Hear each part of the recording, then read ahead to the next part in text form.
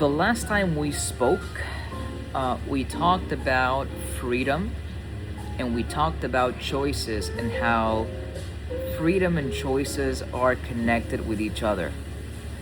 But the one thing we didn't really talk about was, well, how do you bring this idea of choices to the palm of your hands? Which is what we're gonna do in this video. What I want everybody to do right now, after you finish watching this video, is to write down the 5 things that you believe are a competitive advantage that you have that no one else has. And I like to call these things unfair advantages. And they are unfair advantages because no one has them, right? But you. You may have variations of it, but if you really align all the variables that allow you to have these advantages, it's unique to you. And I can give you examples. Let's say that you are a person who's really good at learning languages. You're just a polyglot. You were born with that. You need to write that down.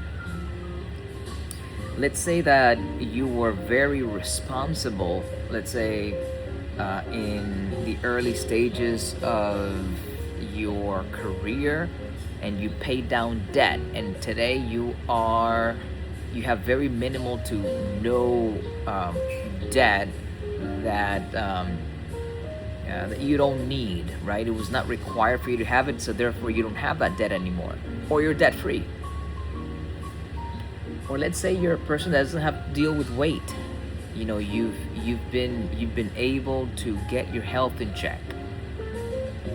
All of these things are competitive advantages, right? They really are. You're good at math, or you have a career, you have a job. Did you know that there are people today that do not even have a job and they cannot find a job? They can't. But you have that stable income that's coming in every month. That's a competitive advantage. And that one in particular would have not been one 4 or 5 years ago. Today, it is. Write it down. I just gave you 5 examples. Write it down, and then once you have those things down, what I want you to do is every single day, read them out loud to yourself, because it is a competitive advantage, aka an unfair advantage that you have against other people. Yeah. We're so hard on ourselves that we don't understand where we're at. If you want to know where you're going, you need to understand where you are right now. And where you are right now are these 5 to 10 things that you just wrote. The fact that you have the ability to learn languages quickly, or the ability to, let's say you have a very high level of cognitive abilities that allow you to have high-paying jobs that are within, the arena of mathematics, sciences. Maybe you're a person that is physically fit and you don't have to really worry about weight and deleting such a portion of your life to dedicate to getting your weight or your health back in check. Maybe, just maybe, you're a person that doesn't have a lot of debt to deal with, so you don't have all these monthly expenses hitting you from all kinds of angles, so you can focus a little better. Write all these things down.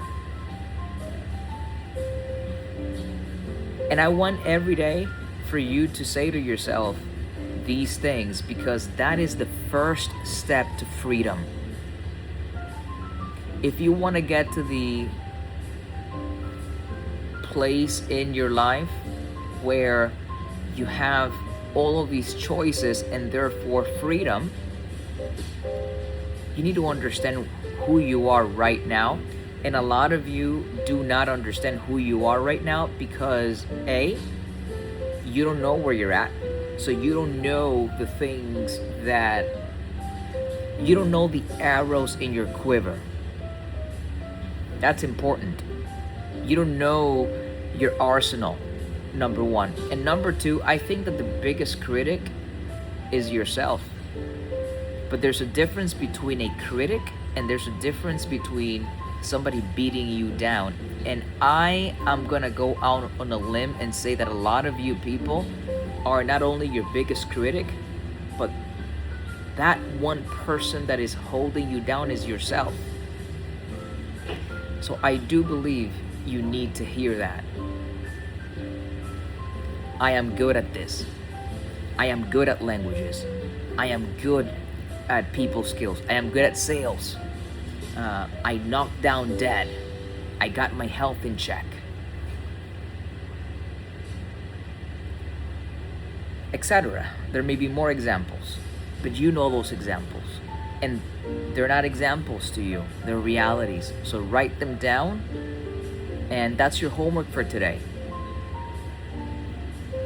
If you have not seen the video that I made first, go watch that video, and your call to action is to watch this one and do what I'm saying in terms of writing down these 5 to 10 things that are your unfair advantages that others don't have, but you have it.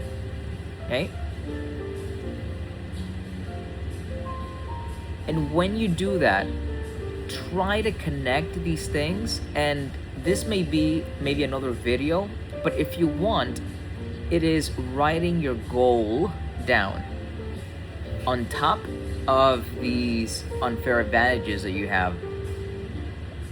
It's good to be goals oriented, and sometimes you may not have your goal fine-tuned, and that's okay. We're gonna get into that. But is this idea of redefining what good looks like.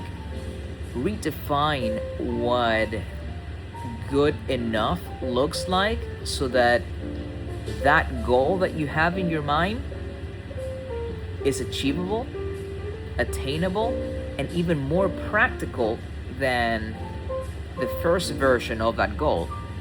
Just write it down, whatever. But the most important thing is write your advantages. Who are you? What do you have? Let's take an inventory of your arsenal right now. And that's really important for you to understand, and I want you to say it to yourself. Okay? Bye.